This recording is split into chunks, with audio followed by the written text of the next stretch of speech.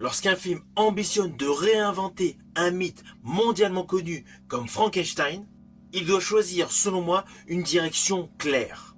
The Bride, porté par Christian Bale, préfère au contraire multiplier les intentions, les styles et les références, au point de transformer ce qui aurait pu être une relecture fascinante en un objet filmique totalement déroutant.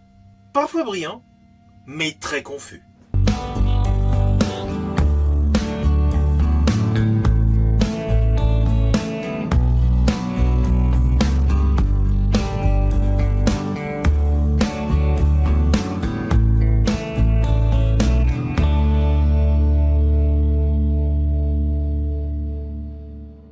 Hello, c'est HR, votre chroniqueur. Alors comme promis, je vous avais mis en poste que si j'avais l'occasion de voir ce film, je vous en ferai mon retour pour vendredi. Aujourd'hui, vendredi, vous avez mon retour. Alors je vous le dis tout de suite, ce film m'a laissé totalement perplexe. Et j'ai même été déçu par rapport à pas mal de détails. Naturellement, je vais revenir là-dessus. Mais avant cela, n'oubliez pas, si vous n'êtes pas abonné, pensez à le faire. Pensez à la petite cloche pour les notifs et surtout à vos commentaires. Let's go!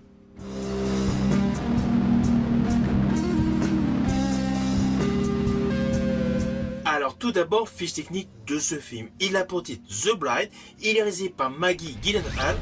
D'ailleurs, c'est la sœur de Jake Gyllenhaal qui fait plusieurs apparitions dans ce film. Mais ce film est principalement porté par Christian Bale et Jessie Buckley, sans oublier à leur côté Peter Sarsgaard, Annette Bening et Penelope Cruz. Ce film est rattaché au genre horrifique, fantastique, comédie musicale et film d'époque. Il est inspiré de l'univers de Mary Shelley et se situe dans les années 30. Alors il a une grosse particularité, c'est que c'est une relecture contemporaine mêlant esthétique rétro, musique moderne et séquences chorégraphiées, avec l'histoire suivante.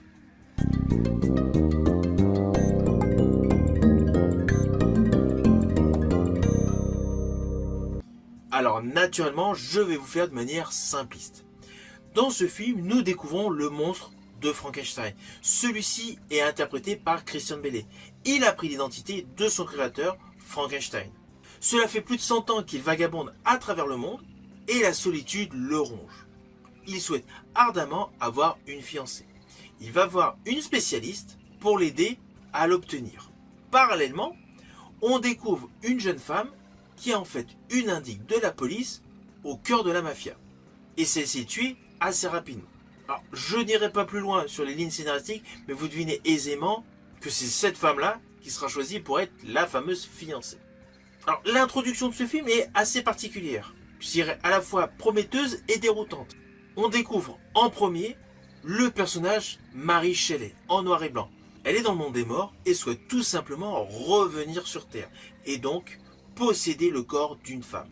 Là, pratiquement instantanément, nous découvrons le personnage interprété par Miss Buckley, Ida, qui est comme soudainement possédée par l'esprit de Mary Shelley dans un café. Alors visuellement, cette entrée en matière apporte du peps, de l'innovation. En plus, le choix du noir et blanc au début pour basculer sur de la couleur extrêmement vive donne l'impression qu'on assistait à une scène presque fantomatique. Mais implicitement, selon moi, le premier souci commence là aussi. Car en fait, cela annonce que le film veut réfléchir sur l'héritage de Mary Shelley.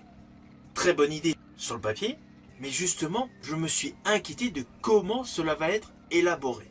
Et c'est justement là le problème. C'est qu'en fait, dans toute la suite, on n'a pas véritablement la promesse de cette entrée en matière. Le personnage de Mary Shelley, qui interagit à plusieurs moments dans le film, reste davantage une idée conceptuelle. Ce n'est pas véritablement un élément narratif. Alors oui, sa présence intrigue, perturbe, mais n'est malheureusement pas du tout exploitée en profondeur. C'est ce qui est dommage. Alors l'idée des années 30, voire une époque indéterminée autour des années 30, est plutôt pas mal. J'ai aimé ce concept. Mais là également, plusieurs choses m'ont interpellé. On a beau être dans les années 30, en fait, il y a un véritable mélange rétro et moderne. Alors les décors évoquent clairement l'Amérique entre les deux guerres. Tous les costumes évidemment rappellent ceux des polars noirs, des films de gangsters. l'ambiance Al Capone, vous allez retrouver les ruelles urbaines, baignées de lumière artificielle, les clubs jazzy, tout l'univers des années 30. Mais rapidement, un élément vient tout simplement brouiller cette ambiance que je trouvais plutôt pas mal. C'est la musique. En fait, toute la bande sonore de ce film adopte le plus souvent des sonorités modernes, voire contemporaines. Et du coup, même les dialogues se retrouvent également modernes. On a vraiment l'impression, lorsqu'on ferme les yeux, qu'on assiste à un film qui se passe aujourd'hui, alors que l'image nous renvoie dans une autre époque. Alors ce décalage constant m'a totalement perturbé. Je peux concevoir comme jadis dans Lady Hawk, la femme de la nuit avec Michelle Pfeiffer et Rutger Hauer, qu'on mette une musique moderne, du début jusqu'à la fin, mais sans changer le reste du registre. Cela apporte du peps, de l'innovation. Mais là en fait, tout est perturbé. On a les décors des années 30, on a des dialogues ultra modernes, avec beaucoup de vulgarité, et une musique plutôt d'aujourd'hui. Alors oui, d'un certain côté, on peut se dire, la réalisatrice a voulu innover et faire quelque chose de grandiloquent. Mais je pars du principe qu'un film a tendance horrifique, inspiré de l'univers créé par Mary Shelley. Dans une histoire retransposée dans les années 30, on pouvait espérer qu'il y ait un peu plus d'adéquation dans les dialogues par rapport à cette époque. Même si on met une musique moderne. Mais là, en fait, tout s'en retrouve perturbé. En fait, on se demande dans quel univers on se situe. Alors pourquoi? Parce que il ne faut pas oublier qu'il y a les flashbacks, enfin les éléments visuels où nous découvrons à chaque fois Mary Shelley. Donc voilà, il y a ce doux mélange, voilà, à chaque fois noir et blanc, parce qu'on voit le personnage Mary Shelley, et notre duo Frankenstein avec sa fiancée. Du coup, on se dit, est-ce qu'on est vraiment dans un film historique, dans une relecture moderne, ou une fable tout simplement stylisée? Alors je pense que sur le fond, The Bride espère être tout ça à la fois. Mais selon moi, c'est là que le film commence réellement à perdre en cohérence. Le scénario part dans tous les sens. Il y a le côté sentimental du couple principal, il y a toute l'affaire autour de la mafia, et pléthore de petits arcs narratifs. Je pense notamment, dans le film, à un moment précis, le couple vedette est en voiture, roule, ils se font arrêter par la police, Frankenstein fait croire donc qu'il est malade, et la jeune femme donc se fait agresser par un policier. Ça, cette histoire, c'est vraiment un petit détail en plus pour nous donner une petite ambiance Bonnie and Clyde. Alors oui, sur le fond, l'histoire de ce long métrage tente essentiellement à revisiter le mythe de Frankenstein. Période en plus où lui est en recherche d'amour, avec une petite dose de criminalité. Mais du coup, comme je viens de vous le dire, on est davantage dans un film dans la lignée de Bonnie and Clyde. On va pas se mentir, si on oublie le magnifique maquillage qu'a Christian Bale, à plusieurs moments on peut se dire c'est une nouvelle version de Bonnie and Clyde. Il y a beaucoup de plans séquences qui en font référence. Ceci dit, encore une fois, c'est une idée qui est plutôt pas mal. Transformer les deux créatures monstrueuses en fugitifs romantiques. Mais là encore, on se dit pourquoi? Surtout que le calibrage des scènes n'est pas du tout cohérent à plusieurs reprises. Il y a des scènes sur la partie développement de la relation entre les personnages qui sont un petit peu confuses, et il y a des moments où c'était essentiellement pour montrer des plans esthétiques. Ainsi, ce film a trop de mélange de genres. Il y a les moments de séquences dramatiques, de séquences horrifiques, de séquences judiciaires, avec naturellement tout ce qui est poursuite, assassinat, mais il y a, alors ce qui m'a totalement déplu dans ce film, la partie comédie musicale. Alors là, on va pas se mentir, je n'ai pas du tout compris ce délire. À un moment précis, donc le personnage de Frankenstein se retrouve par un concours de circonstances dans une grande soirée mondaine. Il retrouve le personnage, enfin l'acteur des films qu'il préfère dans cette soirée mondaine, et face à lui veut lui montrer qu'il connaît son pas de danse. Et là, il se met à danser. Danser avec sa dulcinée, et on ne sait pas pourquoi, les gens qui ont totalement peur en regardant le visage de Frankenstein se mettent dans un délire, un peu à la série Mercredi, à danser avec lui. Tout le monde se met à danser. Je me suis dit, waouh, le film a basculé dans une comédie musicale, limite c'est un film Bollywood. Mais un film Bollywood avec un côté électropunk. Alors là, je peux vous dire, à partir de ce moment-là, j'ai totalement été perdu. Je me suis dit, mais c'est quoi ce Beans? Alors naturellement, j'ai voulu savoir comment le film allait se terminer, même si c'est totalement prévisible. Mais là, honnêtement, je n'ai pas du tout compris cette histoire de comédie musicale en plein cœur d'un film d'horreur. Alors oui, ce n'est pas un film d'horreur à part entière, c'est plus de l'horreur psychologique avec du romantisme. Mais une comédie musicale en plein cœur, pour moi, non.